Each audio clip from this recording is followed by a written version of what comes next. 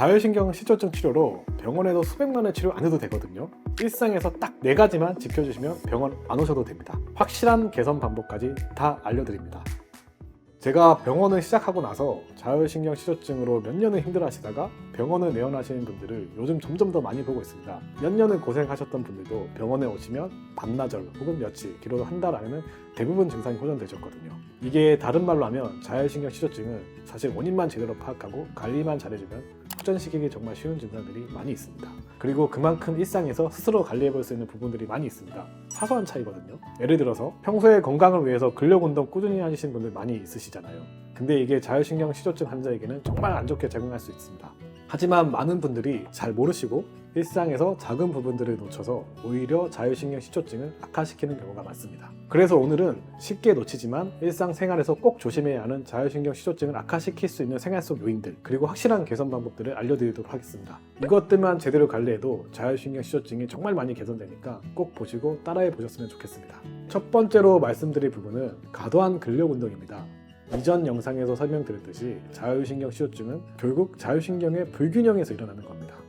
대체로 교감신경 항진이 주 원인인데 항진된 교감신경을 조절해주지 않으면 몸이 계속 긴장되고 피로가 쌓이면서 번아웃 상태가 됩니다. 그래서 저희는 내원하시면 자율신경 회복 주사로 조절을 해드리는 편인데요. 과도한 근력 운동은 자율신경의 불균형을 조절하는데 전혀 도움이 되지 않습니다. 근력 운동을 하게 되면 심박수, 체온, 혈압이 다 상승하잖아요. 땀이 막 나고. 이게 운동이 교감신경을 항진시켜서 그러는 거거든요.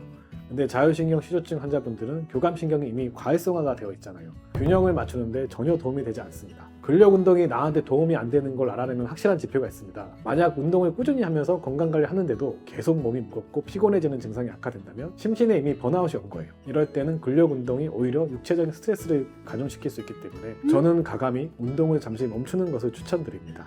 대신 산책이나 가벼운 유산소 운동은 도움이 됩니다. 또 요가나 명상도 교감신경 항진을 가라앉히는 데 도움이 됩니다. 그래서 잠시 근력 운동을 멈추고 가벼운 산책 혹은 요가를 시작해 보세요. 두 번째 악화 요인을 말씀드리기 전에 지금 그대로 딱 멈추시고 어떤 자세로 이 영상을 보고 계신지 한번 확인해 보세요. 허리가 굽어 있거나 화면을 보느라 거북목이 되어 있고 어깨가 안으로 말려 있는 모습이라면 자율신경 실조증을 악화시키기 딱 좋은 자세입니다. 정말 안 좋은 자세입니다. 자율신경 실조증과 자세는 상당히 큰 연관이 있습니다. 제가 이전 영상에서 설명드렸듯이 실제로 경추 정렬이 좋지 않거나 라운딩 숄더가 있거나 거북목이나 일자목이 심하신 분들이 자율신경 기능이 저하되는 경우가 상당히 많습니다. 안 좋은 자세 때문에 두통이 생기거나 어지럼증 그리고 이명 증상까지도 나타날 수가 있거든요. 그래서 평소에 자세만 신경을 써주셔도 증상은 정말 많이 개선될 수가 있습니다. 많은 환자분들이 효과를 보시기도 했고 저 스스로도 매일매일 해주고 있는 3단계 신전자세 스트레칭을 꼭 해주세요. 1단계는 허리를 펴주시고 2단계로 말려있는 가슴 살짝 펴주시고 3단계로 양팔을 벌린 채로 고개를 살짝 올려주는 이런 스트레칭인데 이 스트레칭은 경추를 신전해주는, 그러니까 말렸던 자세를 펴주는 스트레칭이어서 하루에 강박적으로라도 5초씩 투자하면 정말 많이 나아지시는 걸 느끼실 겁니다.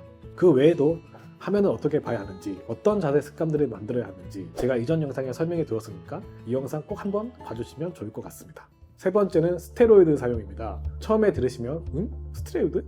일상생활에서 무슨 스테로이드? 하시겠지만 생각보다 병원에서 어떤 증상을 해결하기 위해서 무심코 알게 모르게 스테로이드를 사용하는 경우가 많이 있습니다. 특히 자율신경 실조증 환자분들은 통증을 많이 호소하시는데 이러한 통증 치료에도 스테로이드가 자주 사용이 됩니다. 그래서 여러분이 생각하지도 못한 순간들에서 스테로이드에 노출되어 있을 수도 있어요. 스테로이드를 사용하면 자율신경 실조증 증상이 더 악화되는 경우가 많습니다.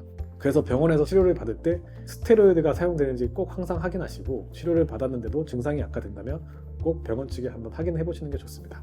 스테로이드는 눈에 띄지 않게 정말 다양한 질환 치료에 포함이 되기 때문에 꼭 주의하시는 것이 좋습니다. 물론 대량으로 사용되는 경우는 정말 없지만 소량으로도 충분히 악영향을 줄 수 있기 때문에 꼭 기억하시고 치료를 받으실 때 확인해 보시면 좋겠습니다.